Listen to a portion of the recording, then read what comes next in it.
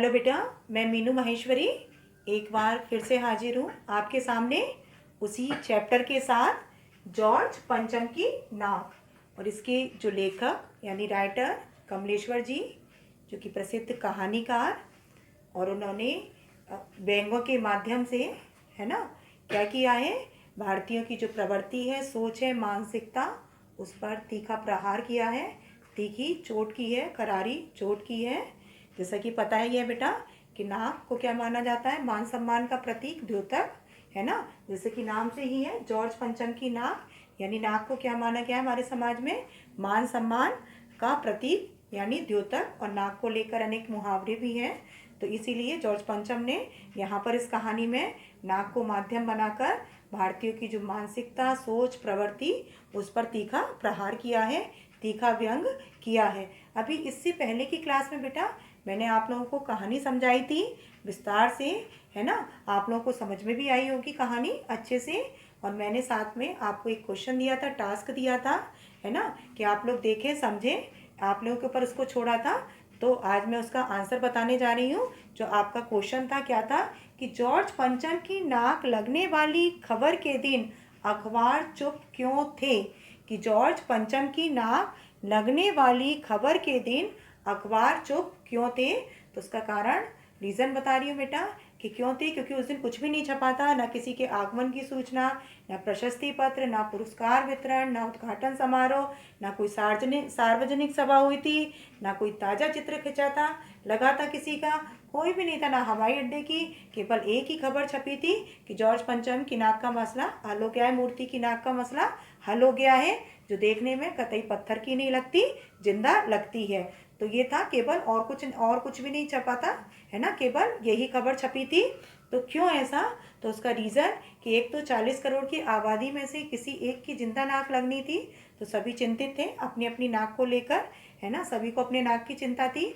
दूसरा क्या था बेटा कि जो हमारे अखबार वाले, समाचार पत्र वाले, वो भी मौन रूप से क्या कर रहे थे, विरोध प्रदर्शन कर रहे थे। क्योंकि प्रत्यक्ष रूप से करते तो बेटा क्या था, झगड़ा बढ़ सकता था, है ना, चिंगारी ले सकती थी, झगड़ा बढ़ सकता था। और तीसरा क्या था बेटा कि वो जनता का ध्यान इस खबर की ओर आकृष्ट करना चाहते थे। क्योंकि यदि 10 खबर होती, जरूरी नहीं है जनता बेटा पढ़े 10 को, लेकिन एक होना पर्टिकुलर, तो व्यक्ति उसको पढ़ता है, तो जनता का ध्यान इस खबर की ओर आकृष्ट करना चाहते थे। जैसे आप ये बेटा 10 क्वेश्चन लिखे होंगे तो आप उतना ध्यान नहीं देंगे, लेकिन यदि एक क्वेश्चन होगा आपकी कॉपी पर तो उस पर आपका ध्यान जाएगा। तो वही बेटा कि जनता का ध्यान अपनी ओर आकृष्ट करना चाहते थे। क्योंकि जो हमारे नेता, अधिकारी, जो ये समझ रहे थे कि उन्होंने नाक लगाकर नाक का मसला हल कर दिया है, तो उन्होंने नाक का मसला हल नहीं किया था, नाक नहीं बचाई थी हमारे देश की, बल्कि उन्होंने क्या करा था, नाक कटा दी थी। कि उन्होंने इतना अमानवीय कार्य, क्रूरतापूर्ण कार्य, षड्यंत्रकारी कार्य किया था, है ना। कि उस दिन हमारा जो देश लग रहा था वो कैसा लग रहा था, बिना नाक वाला देश लग रहा था। तो ये है बेटा कि एक तो 40 करोड़ की आबादी में सभी को अपनी नाक की चिंता थी। दूसरा, मौन रूप से विरोध प्रदर्शन कर रहे थे, क्योंकि ये बात समाचार पत्र वालों को भी, अखबार वालों को भी अच्छी नहीं लग रही थी। और तीसरा क्या था, जनता का ध्यान इस खबर की ओर आकृष्ट करना चाहते थे कि नेता भले ही हमारे अधिकारी समझ रहे कि उन्होंने नाक बचाई है नाक लगाकर मूर्ति पर, लेकिन ऐसा नहीं, उन्होंने नाक को क्या कर दिया, हमारी मिट्टी में मिला दिया। तो ये था। अब क्योंकि बेटा हमें क्वेश्चन आंसर आज डिस्कशन करने हैं, तो उससे पहले एक बार में समरी, क्योंकि पुनरावृत्ति करा देती हूँ बेटा हमेशा, ताकि आप लोगों को वो ना हो दिक्कत हो क्वेश्चन आंसर में किसी भी प्रकार की, और किसी का कुछ छूटा हो, नहीं भी समझ में आया हो, तो वो उसको भी समझ में आ जाएगा। ये जो कहानी बेटा मैंने 7 शीर्षक बिंदुओं में आपको समझाई थी, है ना, तो सब एक एक शीर्षक बिंदु के आधार पर आज भी हम लेते हैं जल्दी। कहानी क्या है, रानी एलिजाबेथ द्वितीय का भारत आगमन। कि रानी एलिजाबेथ द्वितीय इंग्लैंड की महारानी, उनका भारत, पाकिस्तान, नेपाल, 3 अलग अलग देशों के दौरे पर जाना था। और सब तैयारी कि भाई जाएंगी तो पोशाकें पहन के, उस देश के हिसाब से पोशाकें पहन कर जाएं। जो रानी का जो था दर्जी, उसको चिंता थी पोशाकों को लेकर कि भाई रानी ऐसी पोशाकें पहन कर जाए, अलग अलग देश में लोग तारीफ़ करें। क्योंकि रानी की तारीफ़ नहीं, उसकी तारीफ़ थी, उसको नाम, पैसा, शोहरत सब कुछ मिलना था।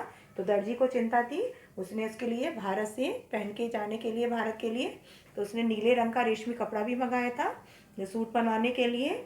इसकी लागत भी अधिक थी, 400 पाउंड थी।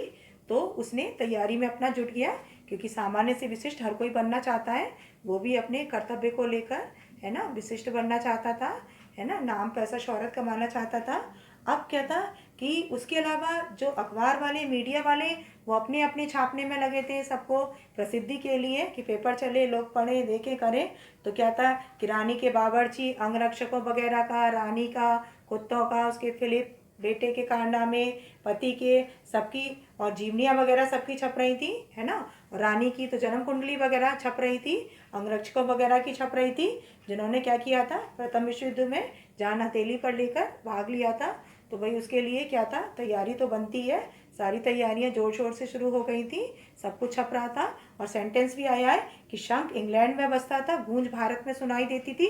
यानी पहले दिन जो खबर इंग्लैंड के समाचार पत्र में छपते थे, वही अगले दिन भारत में आती थी खबरें सनसनी फैलाने के लिए। अब आगे क्या था बेटा कि नई दिल्ली में जॉर्ज पंचम की नाक की समस्या, सारी तैयारी हो गई, है ना। नई दिल्ली में दिल्ली को दुल्हन की तरह सजा दिया गया, पालम हवाई अड्डे पर उतरना था, पालम हवाई अड्डे को अच्छे से सजा दिया गया, साफ सफाई करा दी गई। और जो इंडिया गेट के पास जो रानी को आना था वहाँ पर, तो वहाँ की सड़कें वगैरह सब कुछ मरम्मत करा दी, इमारतें ठीक करा दी, रंग रोगन करा दिया, और दोनों ओर सड़कों के छायादार वृक्ष लगवा दिए, सुरक्षा के कड़े प्रबंध कर दिए गए, है ना। और उसके अलावा प्रकाश की समुचित व्यवस्था, सारी तैयारी हो गई। किसी ने किसी से, सेंटेंस भी आया है, किसी ने किसी से कुछ नहीं कहा, ना किसी ने किसी की ओर देखा। देखते ही देखते नई दिल्ली क्या हो गई, जमा हो गई, यानी नई दिल्ली को दुल्हन की तरह से सजा दिया गया। बस अब एक समस्या दिख रही थी, वो क्या थी कि जॉर्ज पंचम की मूर्ति जो लाट थी इंडिया गेट की पास की, तो वहाँ पर उस पर मूर्ति पर नाक नहीं थी, उसके लिए भी काफ़ी बवाला हुआ था, काफ़ी चला था। कहता कि उसकी भी बड़ी लंबी दास्तान कि उसके लिए दो पक्ष बन गए थे कि मूर्ति पे नाक रहे, भाषणबाजी, नारेबाजी हुई, काफ़ी बहसें हुई, पार्टियां बन गई। कुछ चाहते थे मूर्ति रहे, कुछ चाहते थे कि मूर्ति ना रहे, कुछ शांत थे, वो कुछ भी नहीं बोल रहे थे। तो अब ये हुआ कि कोई बात नहीं, मूर्ति रहे, सुरक्षा के कड़े प्रबंध कर दिए गए। लेकिन सुरक्षा के कड़े प्रबंध के बावजूद भी क्या हुआ, मूर्ति की नाक गायब हो गई। अब क्या था बेटा कि नाक विदेशी आ रही है, रानी आ रही है, और जॉर्ज पंचम की नाक ना हो तो हमारी इज्जत क्या हो जाएगी, मिट्टी में मिल जाएगी। तो ये किसकी सोच थी, भारतीयों की सोच। अब उसके बाद क्या था, एक विशेष कमेटी का गठन, इसके लिए विशेष कमेटी बैठाई गई कि जो मूर्ति का जो नाक है उसका मामला हल कर दे। तो जो हमारे नेता वगैरह थे जागरूक कुछ, उसके अलावा अधिकारी, सभापति वगैरह, सब एक कमेटी बनाई गई उनकी मूर्ति का मसला हल करने के लिए, नाक का। और उसमें एक मूर्तिकार को भी बुलाया गया जो इस समस्या का हल करे।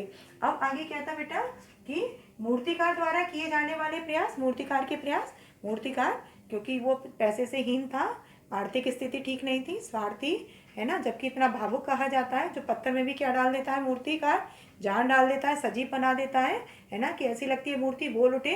तो लेकिन उसने क्या था, स्वार्थ की भावना से प्रेरित होकर उसने कहा कोई बात नहीं, यदि ये पता लग जाए कि कहाँ से पत्थर था लाया हुआ था, तो यदि ये पता लग जाए, फाइलें निकलवाई जाए, तो उससे क्या होगा कि मैं वहाँ जाके पत्थर ले आऊँगा।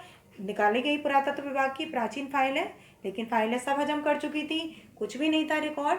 अब क्या था कि उसके बाद उसने हार नहीं मानी, कमेटी फिर बैठाई गई। उसने कहा कोई बात नहीं है, मैं पहाड़ों पर जाऊंगा, खानों पर जाऊंगा, देख के लाऊंगा पत्थर, वो भी सैर सपाटा के लिए, और वो भी अपना उल्लू साध रहा था पैसों के लिए, है ना, मौज मस्ती के लिए, अब बेवकूफ़ बना रहा था।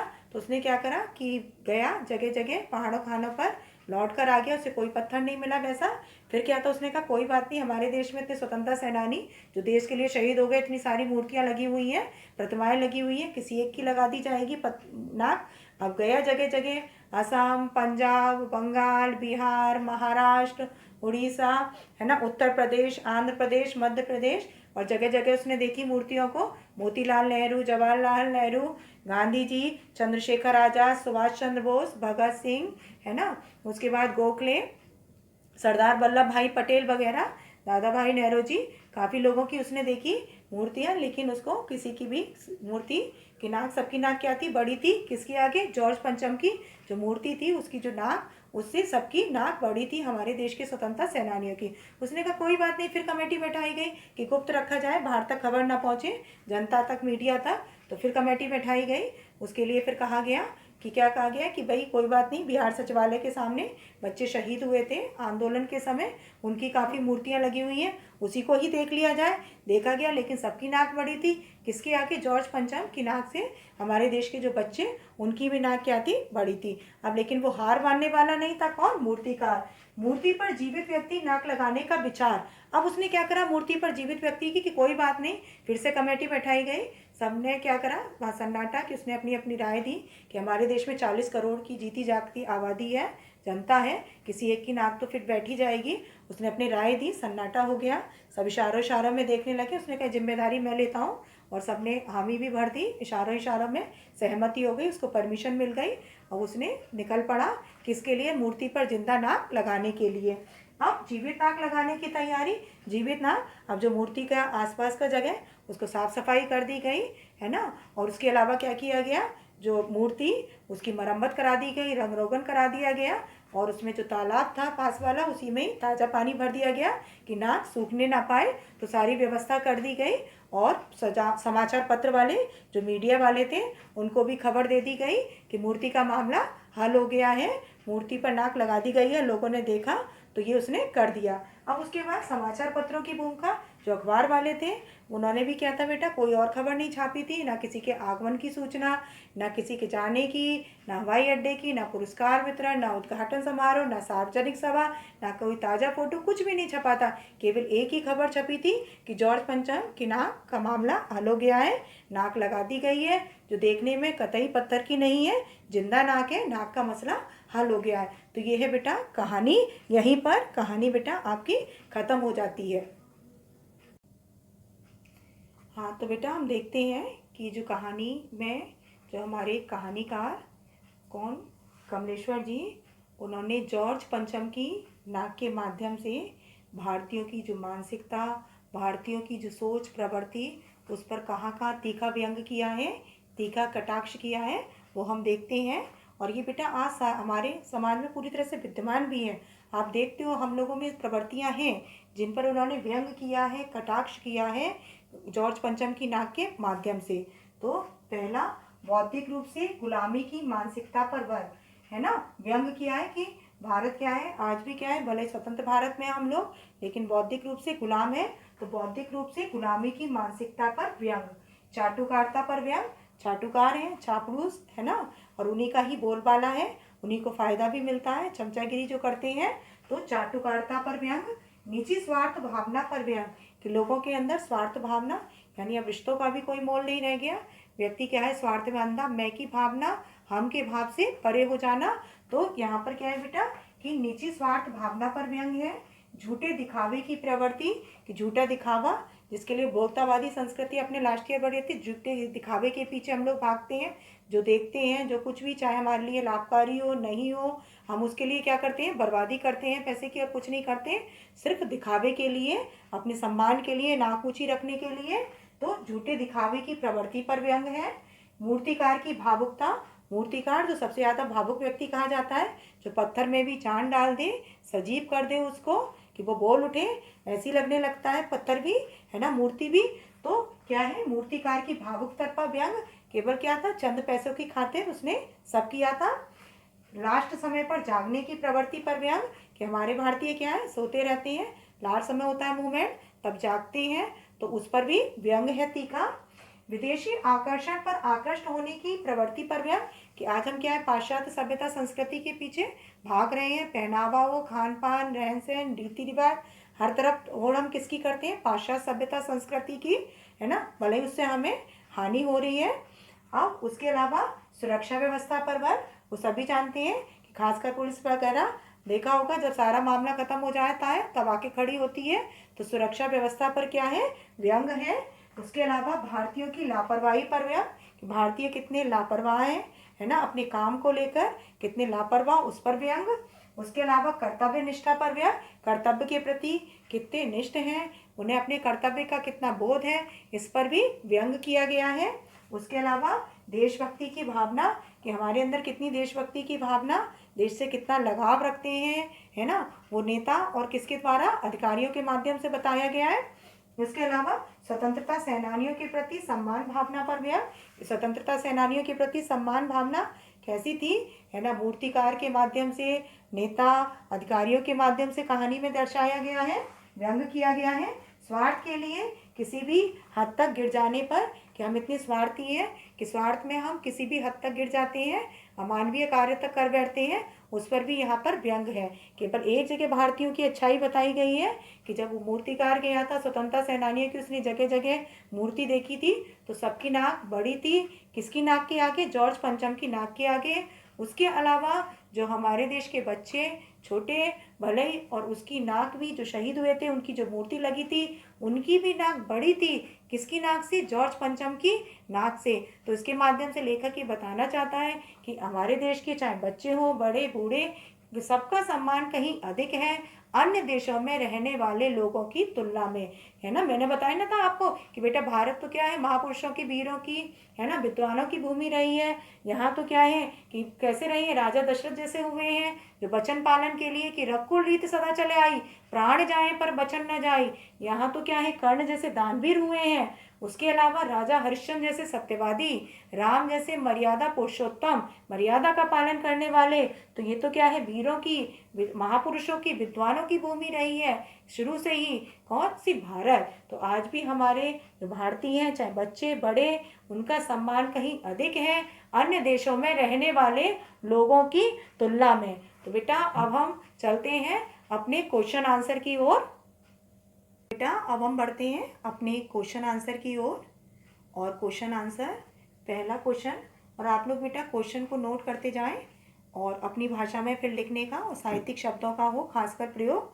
तो क्वेश्चन जो मैं समझाती जा रही हूँ बेटा, आप सुने कि कौन सा क्वेश्चन है और क्या समझा रही हूँ मैं, ताकि आप उसके नोट्स बना सकें। अपनी भाषा में, किताबी भाषा का प्रयोग ना करें, अपनी भाषा में लिखने की कोशिश करें, साथ साथ साहित्यिक शब्दों का भी अधिकाधिक प्रयोग करने की कोशिश करें। तो कॉपी पेन बेटा लेकर तैयार हो जाएं। हमारा जो पहला क्वेश्चन है वो है कि सरकारी तंत्र में जॉर्ज पंचम की नाक लगाने को लेकर जो चिंता या बदहवासी दिखाई देती है वह उनकी किस मानसिकता को दर्शाती है।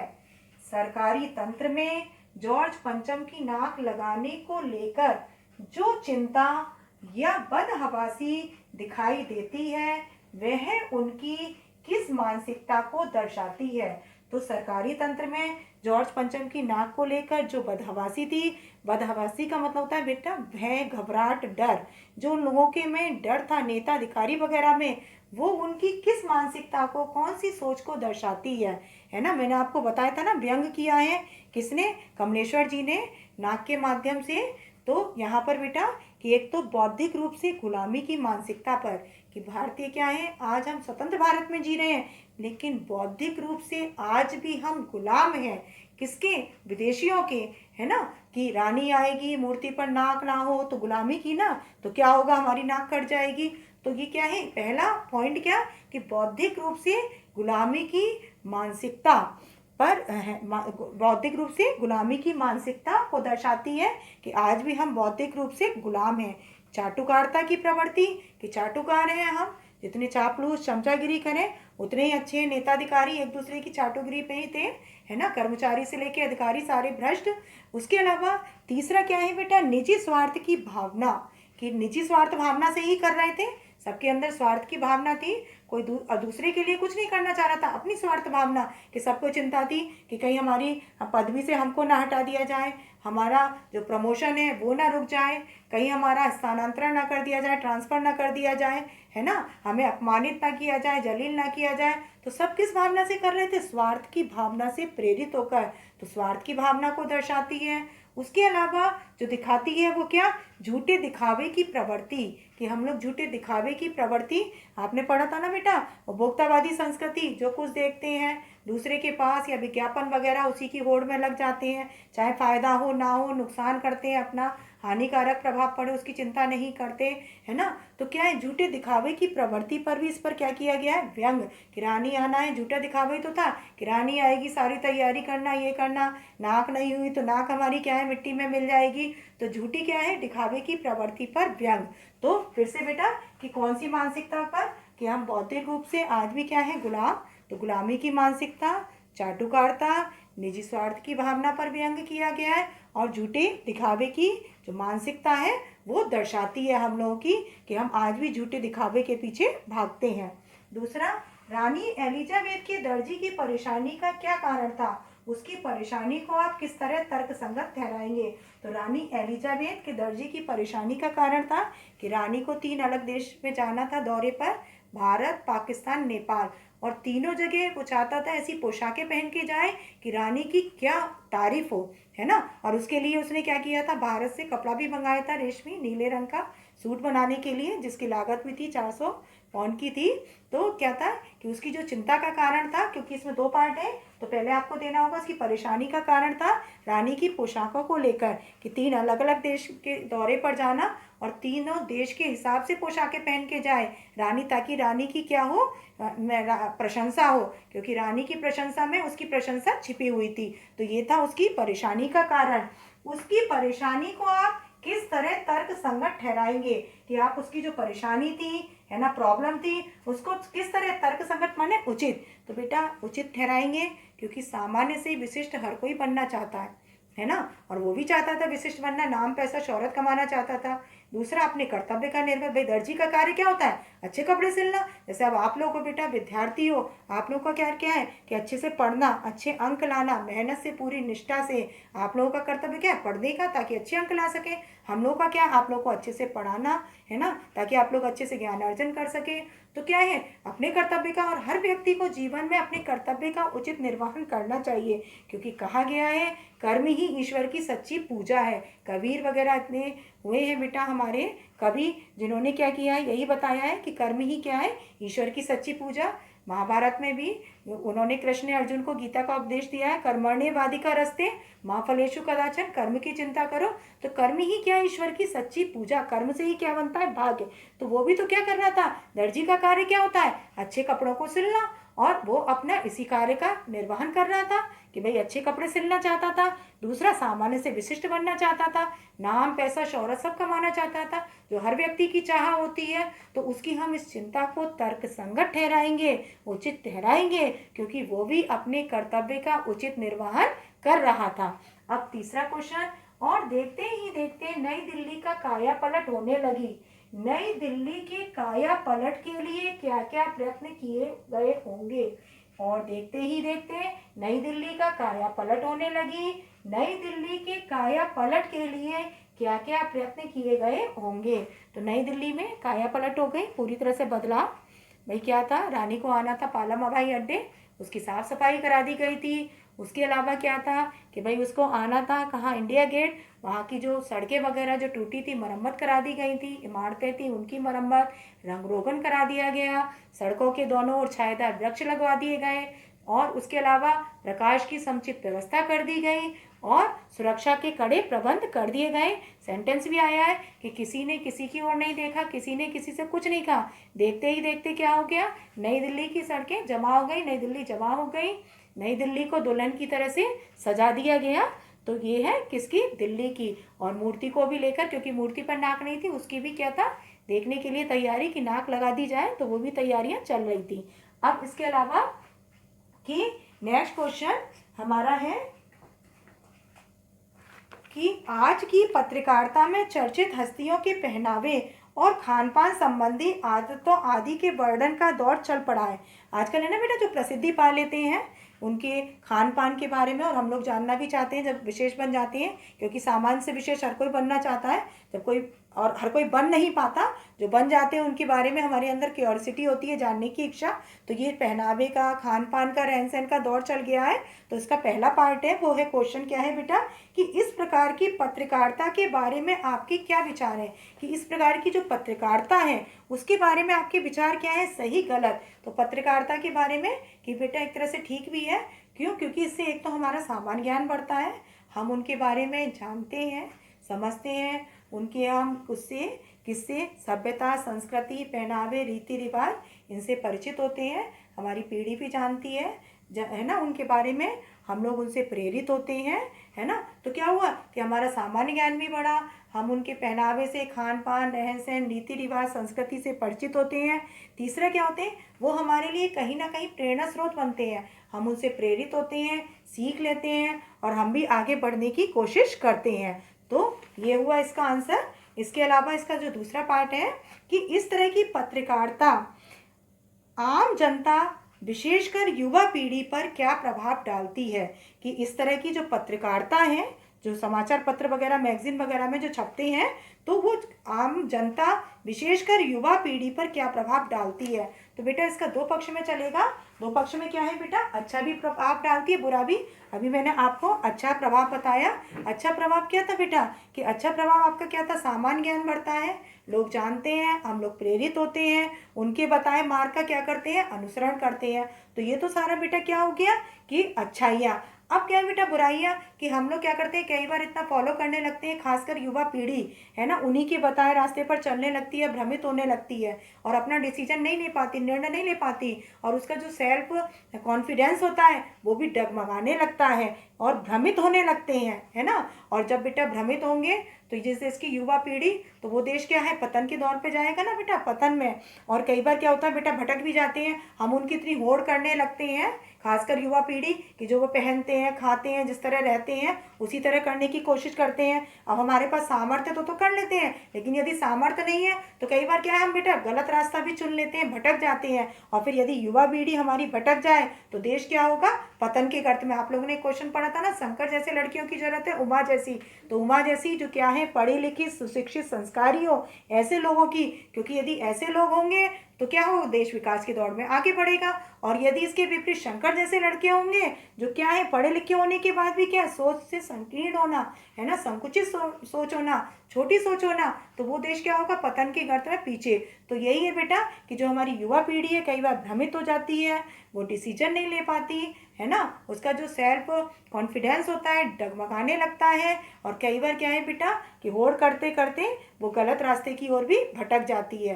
तो ये है इसका आंसर। नेक्स्ट बेटा, कि जॉर्ज पंचम की लाट की नाक को पुनः लगाने के लिए मूर्तिकार ने क्या क्या यत्न किए, कि जॉर्ज पंचम की लाट की नाक को पुनः दोबारा लगाने के लिए मूर्तिकार ने क्या क्या यत्न किए। तो उसने लाट लगाने के लिए, नाक जो कट गई थी, उसने सबसे पहले कि पुरातत्व विभाग की फाइलें निकाली जाए, उसमें देखा जाए कहाँ से पत्थर आया हुआ है। जब वो नहीं मिला तो उसके बाद पहाड़ों खानों पर गया, पहाड़ों खानों पर भी जाकर उसने देखा, वो भी नहीं मिला वहाँ पर पत्थर। उसने कहा कितनी जगह है, जगह जगह गया, है ना, कि कहाँ कहाँ, असम, उसके अलावा हरियाणा, पंजाब, बिहार, बंगाल, मध्य प्रदेश, उत्तर प्रदेश, जगह जगह गया वो। वहाँ पर उसने लाट को देखा, किसकी, मोतीलाल नेहरू, जवाहरलाल नेहरू, सुभाष चंद्र बोस, भगत सिंह, राजा राम मोहन राय, चंद्रशेखर आज़ाद, है ना, और सरदार वल्लभ भाई पटेल, तिलक वगैरह, उनकी मूर्तियों को देखा।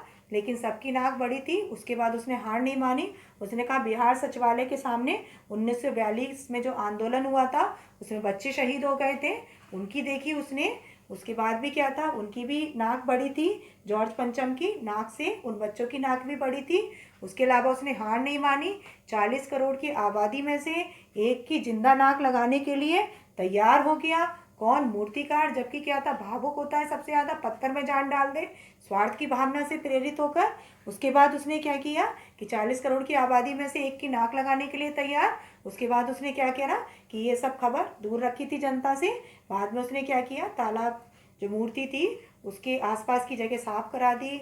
उसके अलावा मूर्ति को भी उसने क्या करा दी, मरम्मत करवा दी गई, उसके ऊपर रंग रोगन करा दिया गया। मूर्ति जो तालाब था उसमें ताजी पानी भरवा दिया गया ताकि नाक सूखने ना पाए, जिंदा नाक।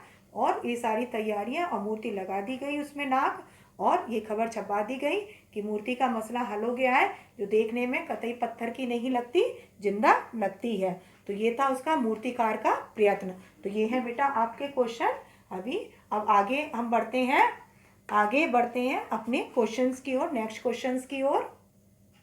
बेटा अब हम अपने नेक्स्ट क्वेश्चन की ओर बढ़ते हैं, क्वेश्चन नंबर 6 की ओर बढ़ते हैं।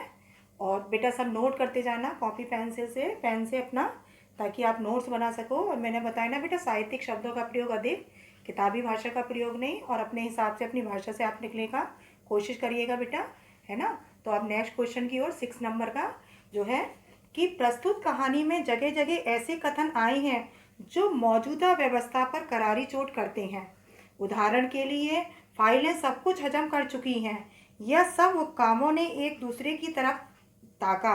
पाठ में आए कुछ ऐसे अन्य कथन छाटकर लिखो। जो कथन आए हैं बेटा, डायलॉग आए हैं जहाँ व्यंग किए हैं जॉर्ज पंचम की नाक को माध्यम बनाकर, जो हमारे लेखक कमलेश्वर जी ने।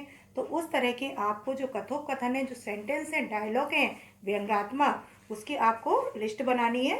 इस तरह के वैसे क्वेश्चन आते नहीं हैं, लेकिन फिर भी बेटा समझ लें कि इसमें जो आए हैं ना कि फोटोग्राफरों की फौज तैयार की गई।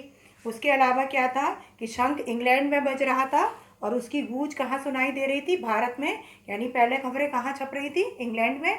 फिर सनसनी कहाँ फैल रही थी, भारत में। उसके अलावा क्या था कि और करिश्मा तो यह था कि किसी ने किसी की ओर नहीं देखा, किसी ने किसी को कुछ नहीं कहा, और देखते ही देखे नई दिल्ली की सड़कें जमा हो गई और नई दिल्ली को दुल्हन की तरह से सजा दिया गया। उसके अलावा जो था, नई दिल्ली में सब कुछ था, सिर्फ नाक ही नहीं थी, वहाँ पर सारी तैयारियां हो गई थी, और सिर्फ क्या नहीं था, नाक नहीं था। उसके अलावा रानी आए और नाक ना हो तो क्या हो जाएगा, हमारा सम्मान मिट्टी में मिल जाना। तो ये बेटा व्यंग्यात्मक है उक्तियाँ, और ये इस तरह के वैसे आते नहीं हैं। थोड़ा सा मैंने आपको बता दिया था, क्वेश्चन है बुक का, तो इसलिए आपकी संकलित पुस्तक का, पाठ्य पुस्तक का। अब नेक्स्ट क्वेश्चन बेटा कि नाक मान सम्मान और प्रतिष्ठा का द्योतक है। यह बात पूरी व्यंग रचना में किस तरह उभर कर आई है, लिखिए। कि ये क्वेश्चन, और ये बेटा इंपॉर्टेंट क्वेश्चन है, अक्सर एग्जाम में आता भी है कि नाक मान सम्मान और प्रतिष्ठा का द्योतक है। मैंने कहानी जब शुरू हुई थी आपको बताया था कि नाक को मान सम्मान का प्रतीक माना गया है, द्योतक माना गया है। नाक को लेकर कितने ही मुहावरे बने हैं, है ना। कि मैंने बताया था कि शरीर के इतने अंग, किसी पर भी इतने मुहावरे नहीं जितने किस पर, नाक पर। नाक ऊंची होना, नाक नीची होना, है ना, नाक कटना, नाक काटना, नाक पर मक्खी ना बैठने देना। नाक ऊंची मीन्स माना सम्मान अधिक होना, नाक नीची होना यानी सम्मान का गिरना। तो नाक को क्या माना गया है, मान सम्मान का प्रतीक, द्योतक। और यह बात पूरी व्यंग रचना में किस तरह उभर कर आई है, लिखना है। पूरी व्यंग रचना में मैंने बताया था कि नाक के माध्यम से केवल आप जॉर्ज पंचम की नाक पर ना अटक के रह जाना, ये देखना कि नाक को माध्यम बनाकर जो लेखक है हमारे कमलेश्वर जी, उन्होंने भारतीयों की मानसिकता, सोच, प्रवृत्ति पर कहाँ कहाँ व्यंग किए हैं, कटाक्ष किए हैं, तीखे प्रहार किए हैं। तो वही आपको बेटा देखना है। आप स्टार्टिंग से देखो कि रानी को जाना था 3 अलग अलग देशों के दौरे पर, भारत, पाकिस्तान, नेपाल। तो सबसे पहले जो उसका दर्जी, उसको अपनी नाक की चिंता, अपनी प्रतिष्ठा की, नाम, पैसा, शोहरत, इन सब की चिंता, है ना। तो सबसे पहले किसको, दर्जी को अपनी नाक की चिंता। दूसरा, समाचार पत्र वाले कि शंख इंग्लैंड में बज रहा था, गूंज कहाँ सुनाई दे रही थी, भारत में। जो खबरें छप रही थी इंग्लैंड, वही सनसनी सब कहाँ छप रही थी, फैला रही थी खबरें, भारत में भी। तो इसके लिए हमारे जो थे समाचार पत्र वाले, अखबार वाले, उनको अपनी नाक की, कि उनका समाचार पत्र अधिक से अधिक चले, लोग पढ़ें लें, तो उनको अपनी नाक की सम्मान की। उसके अलावा हमारे नेता अधिकारी, नाक नहीं थी तो क्या था कि झूठी नाक सम्मान के लिए, है ना, क्या कर रहे थे, नाक लगाने की उनको चिंता कि रानी आए और विदेशी की नाक ना हो तो हमारा सम्मान कम हो जाएगा, तो उनको अपनी झूठी नाक बचाने की चिंता, है ना। उसके अलावा क्या था बेटा, मूर्तिकार, जो सबसे ज्यादा भावुक व्यक्ति कहा जाता है मूर्तिकार, और उसने भी चंद पैसे के लालच के लिए, क्योंकि पैसे से हीन था, स्वार्थ की भावना के लिए, तो उसने भी अपनी नाक के लिए केवल क्या कर रहा था, जो मूर्तिकार बेवकूफ बना रहा था, है ना, और पैसा ऐंठ रहा था। तो ये क्या है, सिर्फ नाक के लिए कौन कर रहा था, मूर्तिकार, जो कि क्या होता है, सबसे ज्यादा भावुक व्यक्ति, पत्थर में भी क्या डाल देता है, जान, है ना। तो ऐसा मूर्तिकार वो भी क्या कर रहा था बेटा, अपनी नाक के लिए। उसके अलावा हमारे जो नेता अधिकारी जो क्या थे, सिर्फ नाक के लिए क्या कर रहे थे, किसी भी हद तक गिर जाना, स्वार्थ की पूर्ति करना अपने निजी स्वार्थ के लिए, कि उन्होंने सोचा कि हमने मूर्ति पर नाक लगा के क्या कर ली, अपनी नाक ऊंची कर ली, किला जीत लिया, फतेह कर लिया, है ना। तो उन्होंने किला जीता नहीं, फतह नहीं किया, बल्कि उन्होंने तो क्या किया था कि देश की जो नाक बल्कि नीची कर दी उन्होंने। वो सोच रहे थे हमने नाक लगाकर देश की नाक बचा ली, इज्जत बचा ली, ऐसा नहीं था। बल्कि उस दिन तो जो हमारा देश था भारत, वो बिना नाक वाला देश लग रहा था। क्यों? क्योंकि ये जो कार्य क्रूरतापूर्ण षड्यंत्रकारी कार्य था, अमानवीय कार्य था, इस हद तक गिर जाना कि 40 करोड़ की आबादी में से किसी एक की नाक लगा देना जीती जागती, वो भी एक बुद्ध के लिए, और वो भी विदेशी के लिए जिन्होंने हमारे ऊपर शासन किया, हमें यातना दी, है ना, हमें कष्ट दिया, इतना परेशानी, हमारे देश को लूटा, तो उसके लिए। तो ये बेटा पूरी जो कहानी है, व्यंग रचना है, जो नाक को माध्यम लेकर बनाकर, है ना, लेखक ने पूरी कहानी को भारतीयों की जो प्रवृत्ति है, मानसिकता, सोच, तीखा प्रहार किया है, तीखा कटाक्ष किया है। तो ये जो है मान सम्मान का द्योतक है, ये पूरी व्यंग रचना में उभर कर आई है ये बात।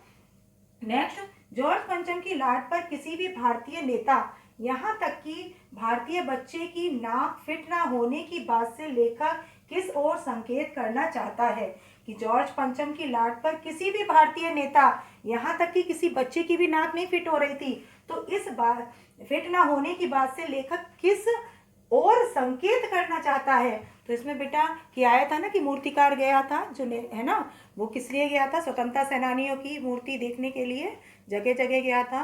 असम, बंगाल, बिहार, उड़ीसा, मध्य प्रदेश, आंध्र प्रदेश, उत्तर प्रदेश, जगह जगह उसने देखी। मोतीलाल नेहरू, जवाहरलाल नेहरू, है ना, मदन मोहन मालवीय, राजा राम मोहन राय, है ना, और सरदार वल्लभ भाई पटेल, तिलक, सुभाष चंद्र बोस, चंद्रशेखर आजाद, भगत सिंह वगैरह, है ना, दादा भाई नेहरू वगैरह, सबकी उसने देखी मूर्तियां वगैरह। लेकिन सबकी नाक बड़ी थी, किससे? भारतीय, उससे, जॉर्ज पंचम की नाक से। फिर उसने कहा कोई बात नहीं, जो हमारे बच्चे जो 1942 में बिहार सचिवालय के सामने आंदोलन हुआ था, उसमें शहीद हो गए थे, उनकी जो मूर्तियां लगी हैं प्रतिमा, उनकी नाक देखी जाए। उनकी भी नाक बड़ी थी, हमारे बच्चों की भी, जॉर्ज पंचम की नाक। तो इसके माध्यम से लेखक ये बताना चाहता है कि आज भी हमारे देश के जो लोग हैं उनका सम्मान कहीं अधिक है अन्य देशों में रहने वाले लोगों की तुलना में। क्योंकि मैंने आपको बताया बेटा कि भारत तो महापुरुषों की भूमि रही है, भारत वीरों की भूमि रही है, भारत विद्वानों की भूमि रही है, और यहाँ पर तो एक से एक बढ़ के वीर हुए हैं, है ना, और एक से एक बढ़कर क्या हुए हैं? महापुरुष हुए हैं यहाँ पर। तो भारत तो ऐसा स्थान रहा है कि जो कि वीरों की, विद्वानों की, है ना, और महापुरुषों की भूमि रही है यहाँ पर। तो यहाँ पर बेटा क्या है कि यहाँ तो कैसे कैसे लोग हुए हैं कि जो कैसे प्राण जाए पर बचन न जाए, रघुकुल रीत सदा चली आई, प्राण जाए पर बचन न जाए, प्राणों के लिए जो क्या कर दें, अपने वचन कभी क्या कर दें बेटा, पालन करने वाले ऐसे कौन है ना, कि प्राण चले जाए, प्राण की चिंता नहीं, लेकिन वचन का पालन करना। तो ऐसे दशरथ हुए। उसके अलावा कौन कि कर्ण जैसे दानी महादानी हुआ। उसके अलावा हरिश्चंद्र जो कि सत्यवादी। उसके अलावा मर्यादा पुरुषोत्तम राम, गौतम बुद्ध जैसे ज्ञानी हुए, भगत सिंह जैसे स्वतंत्रता सेनानी वगैरह हुए। तो भारत तो ऐसे देशों के अब्दुल कलाम जैसे वैज्ञानिक हुए। तो ये तो क्या है, ऐसे लोगों की भूमि है, कौन सी? भारत। तो लेखक का कहना कि हमारे देश के जो हैं बच्चे हों, बड़े, है ना, कोई भी हो, उनका सम्मान कहीं अधिक है अन्य देशों में रहने वाले लोगों की तुलना। आपने देखा होगा बेटा कि अपने ही देश के डॉक्टर, इंजीनियर बड़े बड़े पलायन कर जाते हैं, केवल किस लिए? क्योंकि उनको फैसिलिटी नहीं मिलती, सुविधाएं नहीं मिलती, और उसके लिए क्या करते हैं? विदेशों में पलायन कर जाते हैं। दिमाग किसका चल रहा है? हमारे देश के लोगों का ही। तो हमारे देश के लोगों की जो है वो कहीं अधिक सम्मान है, चाहे वो बच्चे हों, बड़े हों, अन्य देशों में रहने वाले लोगों की तुलना में। तो लेखक इस कथन के माध्यम से ये कहना चाहता है। अखबारों में जिंदा नाक लगने की खबर को किस तरह से प्रस्तुत किया गया कि अखबार में, जो अखबार छापे जा रहे थे बेटा, उसमें नाक लगाने की जो खबर लास्ट में छापी गई थी, किस तरह? कोई भी खबर नहीं थी उसमें, ना किसी के आगमन की सूचना, ना फीता काटने की, ना उद्घाटन की, है ना, ना किसी को पुरस्कार वितरण की, ना किसी का ताज़ा चित्र था, ना हवाई अड्डे वगैरह की, ना प्रशस्ति पत्र को, ना कोई सम्मान मिल रहा था किसी को, कुछ भी नहीं था, ना ही सार्वजनिक सभा का आयोजन था। केवल एक ही खबर छपी थी कि जॉर्ज पंचम की जो मूर्ति की नाक, उसका मसला हल हो गया है, वो देखने में कतई पत्थर की नहीं लगती, जिंदा नाक लगती है। तो केवल इसी खबर को छापा था किसमें, अखबार वालों ने, मीडिया ने, समाचार पत्र वालों ने, यानी कोई और खबर नहीं थी, पूरा समाचार पेपर ब्लैंक था, खाली था, केवल एक ही खबर छापी थी। और वो कौन सी, जिंदा मनुष्य की। और जिसके लिए उन्होंने क्या किया था कि जिंदा मनुष्य की खबर काटने के लिए जो क्या था, छापकर कि नाक रहित हुए भारत की असलियत को, कि नाक रहित हुए जो भारत की असलियत, उस असलियत को उजागर किया था किसने, अखबार वालों ने, मीडिया वालों ने, समाचार पत्र वालों ने। तो ये है बेटा कि कोई और खबर का ना छपना, केवल किसकी, जॉर्ज पंचम की नाक की खबर का छपना। अब आगे कि लास्ट क्वेश्चन बेटा इधर कि नई दिल्ली में सब था सिर्फ नाक नहीं थी, इस कथन के माध्यम से लेखक क्या कहना चाहता है। इस क्वेश्चन को बेटा बड़ा अच्छे से समझे, अक्सर एग्जाम में आता है ये भी क्वेश्चन, मोस्ट इंपोर्टेंट क्वेश्चन है कि नई दिल्ली में सब कुछ था, बहुत अच्छे से बेटा समझना है, सिर्फ नाक नहीं थी, इस कथन के माध्यम से लेखक क्या कहना चाहता है। सबसे पहले तो ये समझे, दो पार्ट में है। नई दिल्ली में सब कुछ था, सारी तैयारियां हो गई थी रानी के आने पर, जो हवाई अड्डा था पालम उसको साफ सुथरा कर दिया गया था, है ना, जो इंडिया गेट था उसके आसपास की सड़कें, इमारतें सब कुछ ठीक करा दी गई थी, रंग रोगन हो गया था। उसके अलावा सड़कों के दोनों ओर छायादार वृक्ष भी लगा दिए गए थे। उसके अलावा सुरक्षा के कड़े प्रबंध भी थे, प्रकाश की समुचित व्यवस्था थी, सारी तैयारियां कि नई दिल्ली को पूरा दुल्हन की तरह से सजा दिया गया था।